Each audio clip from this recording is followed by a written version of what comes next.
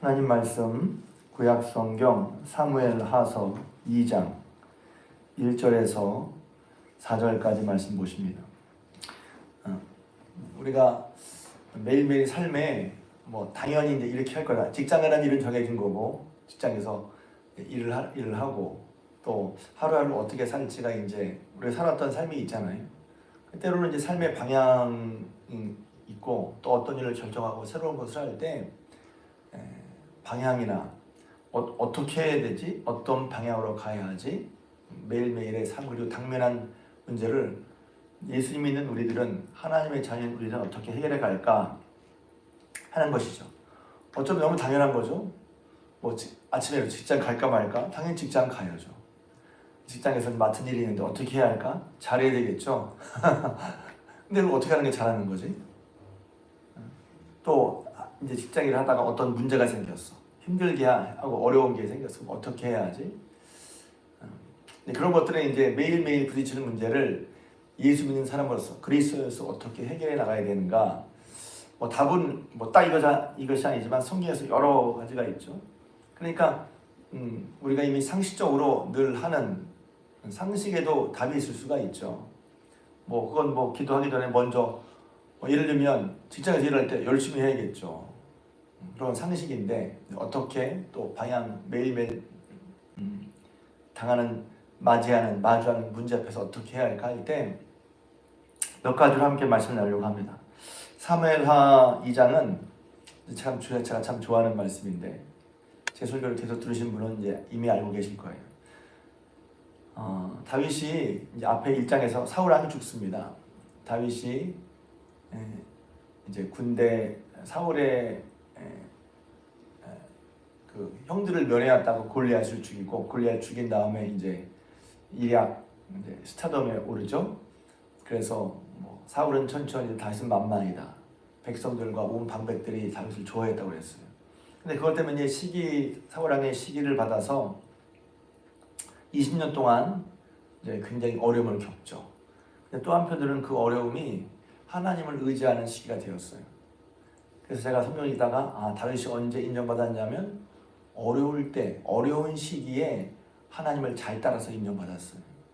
그래서 인정을 받고 결국 왕이 되는데 우리는 왕이 된 것만 생각할 수 있는데 다윗이 인정받은 것은 어려운 시기를 지날 때 하나님 말씀대로 훈련받고 인도함 받는 과정에서 나타났단 말이죠. 근데 그 증거가 이제 사무엘하 2장에서 나타난단 말이에요. 그래서 왕이 이제 사울 왕이 죽었습니다. 그렇게 괴롭혔던 사울 왕이 죽었어요. 그러니까 누가 보더라도 그 다음에 왕이 될 사람은 자타공인 다윗밖에 없어요. 그러니까 자기를 힘들게 하고 방해했던 장애물이 다 사라진 상태에서 당연히 나야 이렇게 할 수 있었거든요. 그런데 거기서 어떻게 해야 되지? 이제 사울 왕이 죽었는데 당연히 왕 될 사람은 나인데 내가 어떻게 해야 되지? 내가 가서 떨치고 왕이 돼야 되겠다 이렇게 할 수 있는데 다윗이 한 건 뭐냐면 2장 1절에 그 후에 이 말은 사울 왕이 죽은 이후에 또 이제 그 후라는 것은 그동안의 상황이 바뀌었단 말이죠. 자기를 힘들게 했던 자기의 가장 원수가 갈 수도 있고 또 가장 자기 힘들게 했던 장애물이 없어졌고 이제는 그동안에 이제 쉽게 말하면 고난의 가시밭길은 끝나고 앞에 우리가 말한 이제 꽃길만 남은 그때 이렇게 볼 수 있고 누가 보더라도 이제 자기가 다윗이 왕이 될 사람이라고 여겼던 그런 또 어떤 마치 다윗의 앞에 봄 기운이 가득해서 이젠 좋은 일만 있겠다 싶었던 그때에 그 후에 그런 때란 말입니다. 다윗이 뭐 했는지 아십니까? 하나님께 여쭙습니다. 그러니까 어려울 때 기도하는 것도 중요하죠. 당연히 너무 중요하죠. 그런데 기도할 게 없어. 이제 앞에 환히 잘 될 게 보여. 이렇게 어둠이 없어지고 이렇게 할 건. 그러니까 사람이 그런 때 사실 넘어지기 쉽거든요. 사람은 언제 넘어지기 쉽냐면 어려울 때가 아니라 잘 될 때 넘어지기 쉬운 거예요. 높아질 때. 다들 자기를 칭찬할 때. 잘한다. 그때 넘어지기 쉬운 거예요. 그러니까 여기 보면 근데 다윗이 잘한 게 뭐냐면 여호와께 여쭙단 말이에요. 이게 이제 그동안에 20년 동안 고생하면서 다윗이 몸에 밴 좋은 습관이죠. 하나님께 묻습니다. 어려울 때도 물을 뿐만 아니라 잘 될 것 같을 때도 묻는단 말이에요. 그러니까 잘 될 때 이런 거죠. 그러니까 내 생각에 벌써 잘 될 것 같아. 그러니까 이건 뭐 기도 안 해도 될 것 같아요. 근데 다윗이 그런 순간에도 하나님께 여쭙는단 말이죠. 그래서 우리의 그냥 일반적으로 좀 이렇게 우리를 우리의 당면한 삶을 매일매일 마주한 삶을 살아갈 때 방향이나 혹은 결정할 일이 있을 때 제일 먼저 하나님의 인도하심 받고 싶은데 뭘 하느냐? 첫 번째는 기도하는 거예요. 뭐 미리 얘기해. 두 번째는 말씀 보는 거예요. 그래서 어제도 어떤 분과 어떤 일 때문에 잠깐 상의를 했는데 제가 똑같이 얘기했어요. 평상 상식적으로 이런 일 만났을 때 어떻게 하는지를 다 말씀을 드린 다음에 그냥 기도하십시오. 하나님이 뭐라고 말씀하는지 들으십시오. 그리고 그게 무슨 얼지도 않게 툭 떨어지는 게 아니니까 하나님 말씀에 하나님 말씀하실 때 하나님 우리에게 개인적으로 말씀하실 때 어떻게 말씀을 생각나게 하신단 말이에요. 제가 최근에 어떤 설교 듣다가 맞지 그렇게 하시지.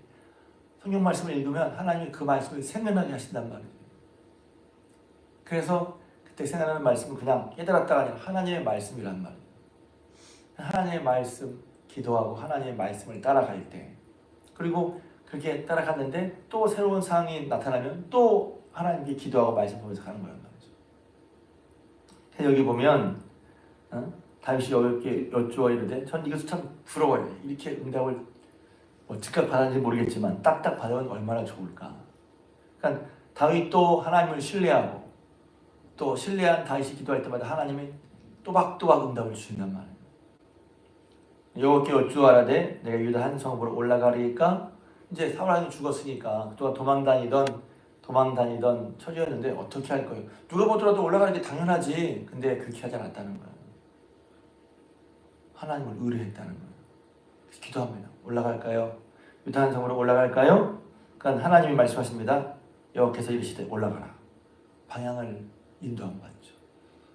근데 유다는 또 어디로 가 또 묻습니다. 다윗이 아래되 어디로 가리까? 참 뭐라 그럴까? 하나님도 그렇고 다윗도 그렇고 참 보기 좋다, 대단하다. 다윗 계속해서 묻고 하나님 그때가 되면 또박또박 응답해 주십니다. 어디로 갈까요? 그러니까 하나님 또 지시하십니다. 헤브론으로 가라. 그래서 마지막 4절에는 이제 헤브론에 올라갔을 때 거기서 유다 사람들이 다윗에게 기름을 부어 유다 족속의 왕이 됐단 말이에요. 먼저 유다 족속의 왕이 된 거죠. 그러니까 이제 자세히 이런 식으로 보면 한 번에 이스라엘이 딱 된 게 아니라 먼저 유다 족속의 왕이 된 다음에 다른 지파 사람들이 다 다윗에게 와서 명실공히 이스라엘 전체 왕이 되죠.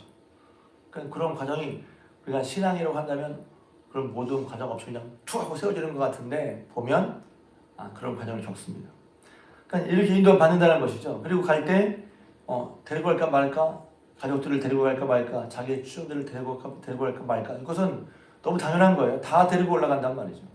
그래서 그의 피난 도망자 생활하면서 얻게 된 두 아내들 그리고 다윗의 추종자들 가족들 다 데리고 올라가서 헤브론의 각 성읍에 살게 됩니다.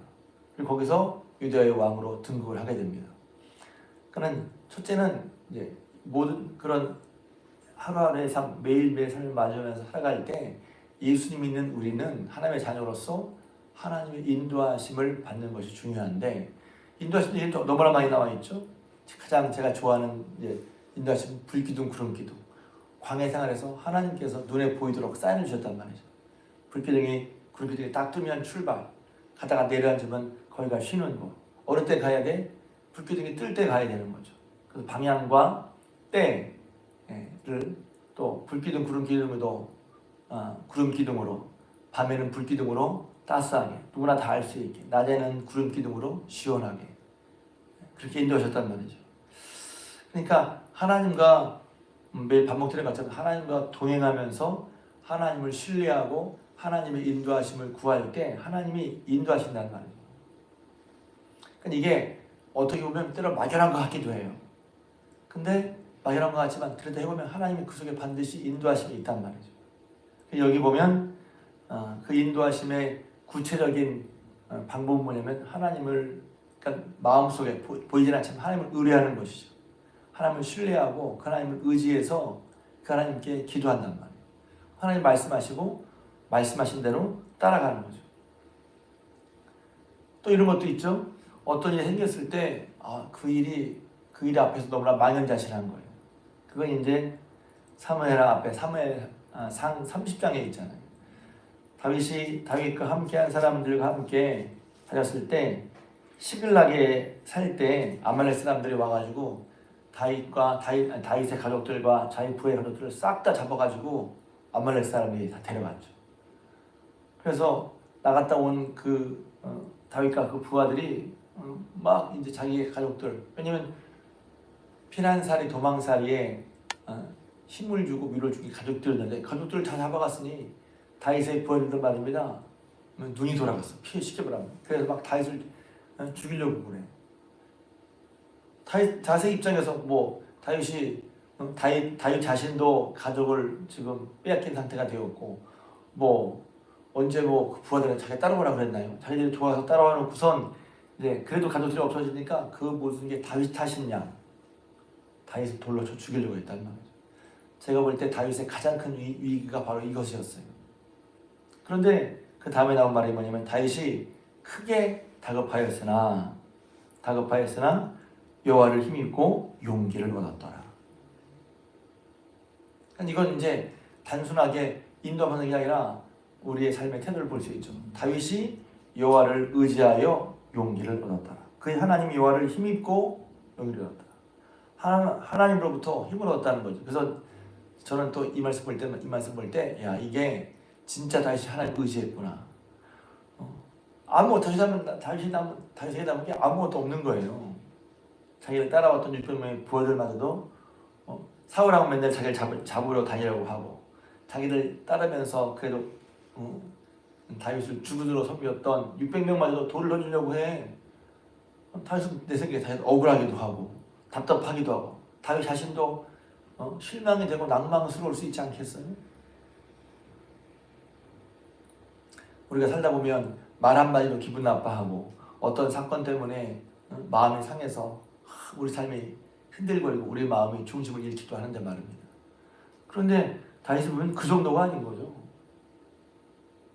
근데 이제 성경을 보면 이런 일이 다윗이 임금이 될 때를 얼마 안 남겨놓고 그랬어요. 뭐 그런 말은 아니지만 어떤 정치가가 새벽이 어둠이 가장 깊을 때가 새벽인데 새벽은 새날이 왔다는 거잖아요.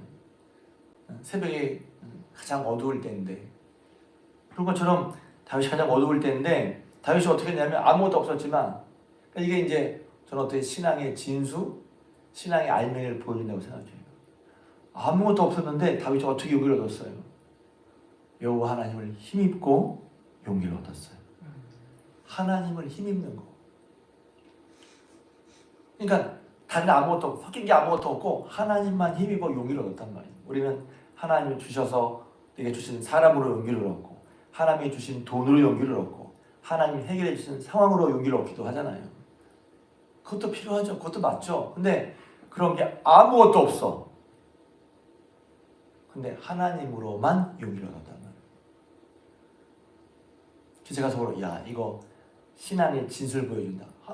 말로는 하나님을 의지하는데 하나님을 의지하면 그러는데 하나님을 의지하는 거야. 하나님 주신 일을 의지하는 거야. 조금 더 깊이 말하면 우리가 하나님 말씀 따르면 결과가 좋을 거라고 생각을 해요. 좋기도 하죠 분명히. 마지막으로 궁극적으로 끝으로는 결과가 좋아요. 근데 여러분 하나님 말씀대로 순종해도 당장 결과가 안 좋을 수도 있어요. 그러니까 이런 생각이 나는 거죠. 우리가 순종하는 게 결과를 좋게 하기 위해서 순종하는 거예요? 아니면 하나님의 뜻이기 때문에 순종하는 거예요? 이런 거 생각해 봐야죠. 하나님의 뜻이니까요. 근데 하나님의 뜻대로 해도 결과가 내가 생각처럼 안 좋을 수도 있어요. 이렇게 말하면 또 이제 굉장히 또 모순이 같은데 제가 그러다 성경 읽다가 문득 나도 이렇게 생각을 해왔구나. 순종하면 반드시 복을 받는 반드시 있죠. 그걸 무시하는 게 아니에요. 결과적으로 그렇게 돼. 하나님 말씀 따르는 것이 순종하는 것이 복되고 하나님 기쁘시 하는 것이죠. 근데 순종한다고 해서 그것이 흔히 사람들이 생각하는 것처럼 내게 유익이 되거나 내가 좋은 게 아닐 수도 있어요. 그럼 우리는 이제 왜 순종했는데 왜 이래? 순종 자체가 내 뜻을 이루어주는 게 아닐 수도 있단 말이에요. 그럼 하나님 기쁘시는 건 뭐지? 순종 그 자체를 하나님 기뻐하시는 거예요. 그럼 우리는 이제 분명히 순종하면 하나님이 도와주고 함께 하실 거예요. 그거 맞죠? 그런데 때로는 그 과정에 내가 기대하거나 내가 생각하지 않은 것처럼 될 때도 있단 말이에요. 그냥 흔들리죠. 순종했는데 왜 그렇죠 하나님? 이렇게. 그런 경우도 있어요. 그러면 순종하게 틀린 건가요? 네, 그런 갈등이 있지 않겠어요? 그러니까 신앙생활을 이렇게 하다 보면 깊은 내 마음에 시원치 않은 똑 떨어지지 않은 그런 것들이 갈등이 생겨요. 근데 그런 건 얼마든지 얘기할 수 있어요. 야곱이 하나님의 말씀대로 떠나라 했잖아요. 창세기 32장 떠나라 했는데 떠나면 일이 잘 풀릴 줄 알았죠. 결국은 풀렸지만 그런데 형 에서에게 떠난다고 보냈더니 형 에서가 400명 군인을 400명 데리고 온다는 거 아니에요? 뭐지 이게?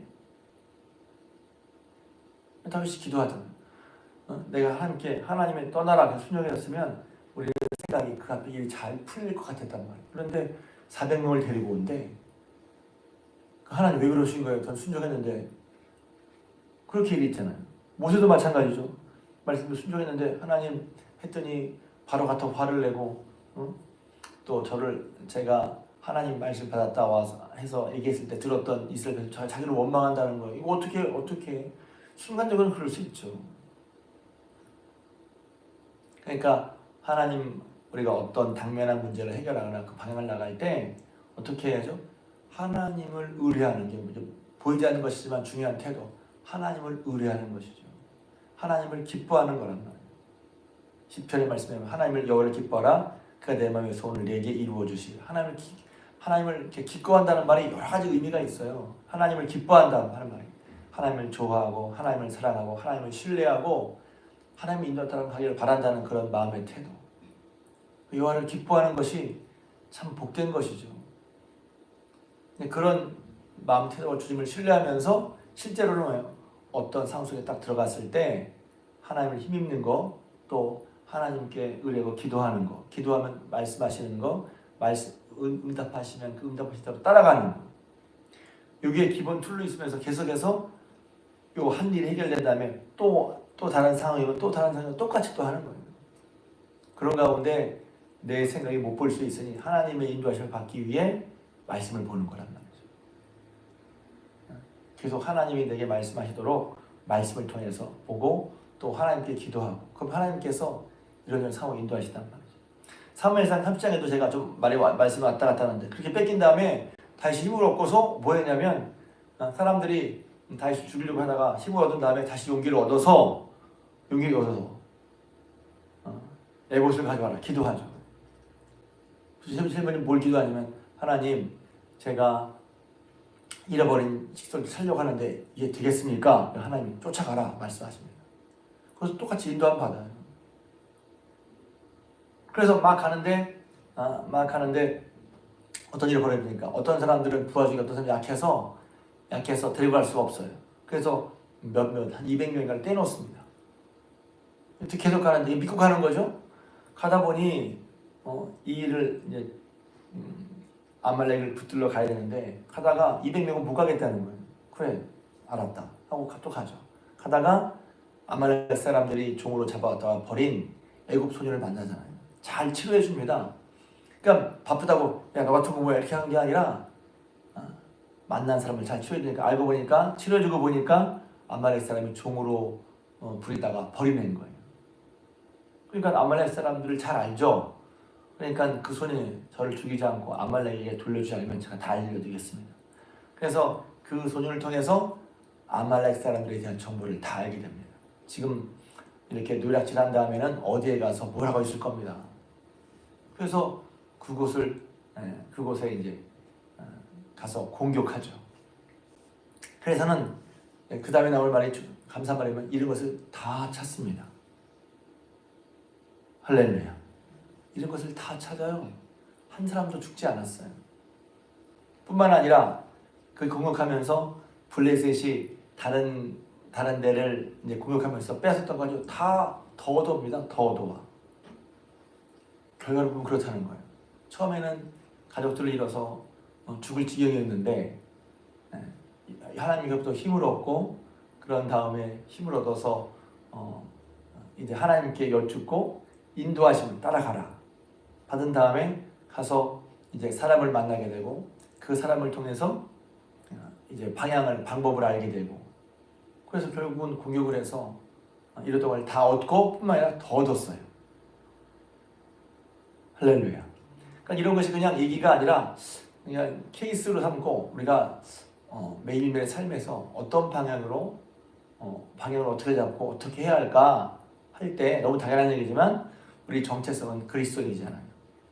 그러니까 하나님의 자녀로서 정체성을 가지고 하나님을 의뢰하고 신뢰하는 건 이제 힘을 얻으면서 하나님께 여쭙고 아뢰고 그럼 하나님이 말씀하시고 응답을 우리가 또 응답인지 모르는 사람도 있어요. 응답인지 알아먹어야죠. 속된 표현이죠. 응답인지 알아들어야죠. 말씀하시는데 뭐야 이게 할 게 아니라 응답을 알고 응답 받았으면 순종한 대로 나갈 때 하나님께서 그렇게 하나님과 동행하는 삶을 살아가는 것이 우리가 매일매일의 삶에 하나님의 자녀로서 주님과 동행하는 실제적인 삶을 살아가는 것입니다.